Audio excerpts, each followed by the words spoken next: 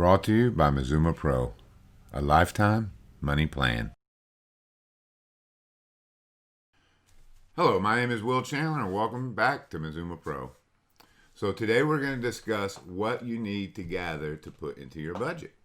So there are many things that you're going to have to gather, things that you're going to have to think about, stuff that you're going to have to do just to figure out what you want in your money plan. Again, this is your plan, so it's going to be unique to you. Although people will have similar things like rent and mortgage and food and all that stuff, but basically, this is your plan. So, first things first, budget item. What is a budget item? So, a budget item is any individual item that you put into your budget. So, income would be budget items. Expenses can be budget items. So there's two types of budget items, income and expenses. So each little item, whether it's your paycheck, the rent payment, food, gas, electric, birthdays, whatever it may be, each one will be an individual budget item. And then the two types, income or expenses. Now, each one of those can be divided even further. So you're going to have weekly expenses, you're going to have monthly expenses, and you're going to have yearly expenses. So weekly expenses, some examples would be gas or food or fun and entertainment, going out on the weekend, whatever it'll be, stuff that happens basically every week, okay? You're going to put in there as your weekly expenses. So monthly expenses, some things that might be monthly would be rent, electric, car payments, credit card payments, maybe gym memberships and stuff like that. So monthly payments occur once a month on a set day. Now you're going to have yearly expenses. Now, what falls under yearly expenses? And these are the expenses now that a lot of people just do not put in their budget. Have you ever looked at someone's budget and it has in there Bob's birthday, Mary's birthday, Mom's birthday, Dad's birthday, my wife's birthday, all these birthdays and holidays and special occasions, that people spend money on every year, renewing your auto tag, stuff like that. So those are all annual, yearly type of expenses.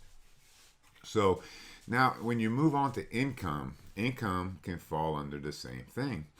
Whereas you might have dozens of expenses in your budget, typically most people only have 1, 2, 3, maybe 4 so incomes in their budget. So income falls again under weekly, monthly, and yearly. So some weekly expenses would be your paycheck, right? You get it every week, you get it every 2 weeks, whatever the case may be. So that would fall under weekly. Now, what would be kind of some monthly income would be like Social Security or disability, maybe a pension payment, stuff like that would fall under once a month income. And then as far as yearly income, yearly income, unless you get a withdrawal or you might have dividends or something, most people's only yearly income that they get is actually an income tax refund. So people do count that as income. They plan on it as income every year, a big boom lump sum of money that they get that they can do different stuff. People actually plan that money for stuff. Now, I recommend doing your taxes to where you get basically nothing back or you pay nothing, just ground zero kind of.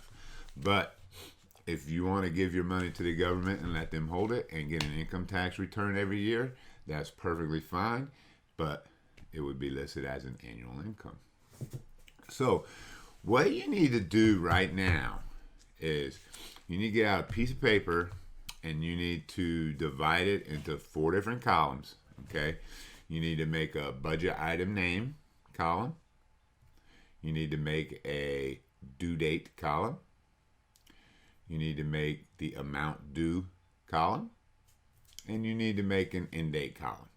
So get out a piece of paper, make this little chart with the 4 columns, the budget item name, the amount due, the due date, and the end date. Yes, on some things there will be an end date. a car payment, a mortgage, any kind of loans and stuff like that that actually ends 1, 2, 3, 4, 5 years from now. So on that kind of stuff, you're going to have to do some research and find out when it's going to end. And then you can put in an end date. And then what will happen is when this populates in your budget, into your lifetime money plan, it will calculate it all the way out to that last payment, and then it will end it and take it out of your budget. No need to keep putting it back in.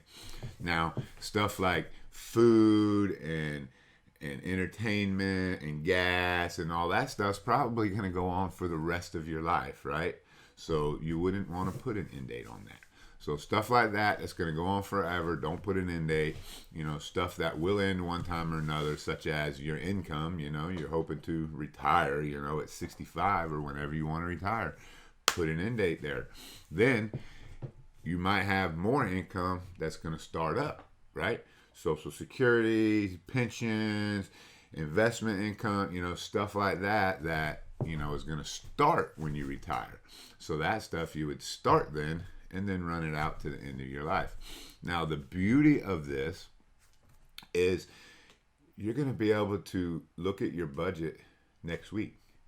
You're going to be able to look at your budget for next month, for next year, for the next decade, for your whole life. You're going to be able to look at your budget.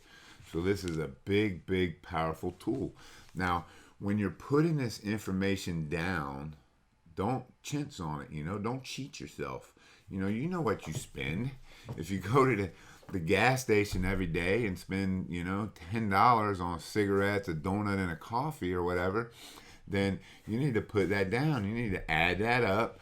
So $10 a day is $50 a week or whatever. You need to put $50 a week in your budget for food and stuff at the convenience store, right? Put it in your budget.